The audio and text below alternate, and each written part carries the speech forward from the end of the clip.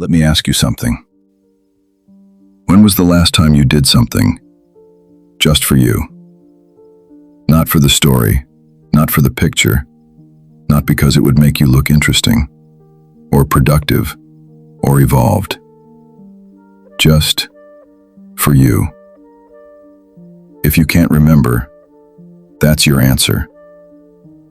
You've been living your life in the third person, narrating yourself, editing yourself, curating yourself.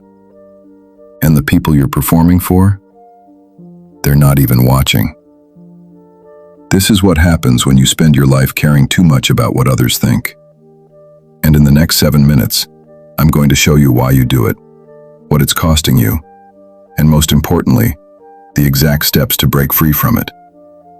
Not by building confidence, not by faking indifference, but by understanding the psychological trap you're in and learning how to walk out of it. Freedom isn't learning not to care. It's remembering who you were before you learned that you had to care. We've been sold a lie about confidence. Society tells you to just stop caring, as if your nervous system didn't spend years evolving to care. As if the same brain that kept your ancestors alive by reading social cues should suddenly switch off because you saw an Instagram quote. Jean-Paul Sartre wrote, "Hell is other people." But he didn't mean people are bad. He meant we experience ourselves through the gaze of others. We become objects in their world, defined by their perception. And that frightens us, because it means we're never fully in control of who we are. But here's what Sartre understood that most of us don't. The problem isn't that you care what others think. The problem is that you've outsourced your entire sense of self to their judgment. Psychologist Carl Rogers studied this deeply. He found that we develop conditions of worth, learning early that love is conditional. Your parents praised you when you were good. Teachers rewarded compliance. Peers accepted you when you fit in. So you learned the most dangerous lesson of all. Your worth depends on external approval.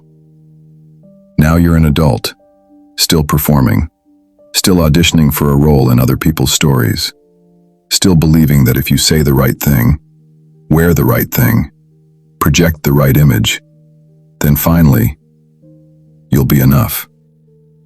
But here's the truth that stings. You're not afraid of their judgment. You're afraid they'll confirm what you already believe about yourself. Before we get to the solution, you need to understand the system that keeps you trapped. Let's talk about why you can't think your way out of this. Your brain uses two systems for social information. One, the prefrontal cortex, rational, analytical. It knows what matters. Two, the limbic system, ancient, emotional. This is the part that registers judgment as pain. Neuroscientist Matthew Lieberman showed that social rejection lights up the same neural pathways as physical pain. That's not weakness. That's biology. You're wired for connection, because isolation once meant death. But it gets deeper. Sociologist Charles Cooley described the looking glass self. We imagine how we appear to others. We imagine their judgment. Then we define ourselves based on that imagined judgment. So the problem isn't people, it's your imagination. You're not responding to what people think. You're responding to what you think they think. A prison, made of self-projection. Epictetus said, "We suffer not from events, but from our judgment about them." Now, I promised you a solution. But before that, I will open your eyes to something most advice ignores. Capitalism thrives on your insecurity. If you felt enough, you wouldn't need the next product, the next course, the next fix. The market depends on you believing you're inadequate. Eric Fromm called this the marketing character. You become both the product and the salesperson of your own life. This isn't just personal, it's systemic. But you still need tools, and that's what comes next.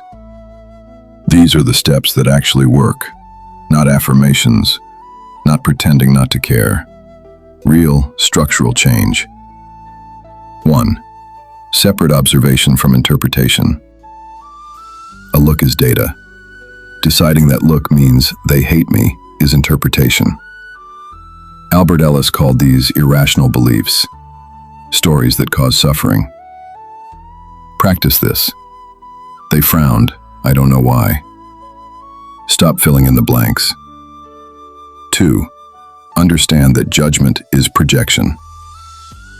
Schopenhauer said, "Every person takes the limits of their own field of vision for the limits of the world." People judge through their insecurities. The appearance-obsessed judge looks. The success-obsessed judge achievements. They're not seeing you. They're seeing themselves. 3. Build unconditional positive self-regard. Carl Rogers taught this beautifully. Your worth is not tied to performance. Try this. Do one thing daily that has no audience, no outcome, no validation. Read something no one sees. Walk without posting. Think a thought you never share. Reconnect with the you that exists without witnesses. 4. Control your response, not their opinion. Viktor Frankl wrote, "Between stimulus and response is a space. In that space is our power to choose. Judgment will come. Let it. But don't become it. Let it pass, like weather."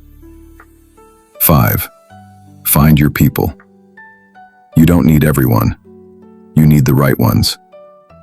Paulo Freire taught that liberation is collective. We free ourselves in communities of genuine recognition. Stop chasing universal approval. Start building truthful relationships with people who value you for who you are, not who you pretend to be. 6. Practice disappearing. Not physically, psychologically. Wear the comfortable thing.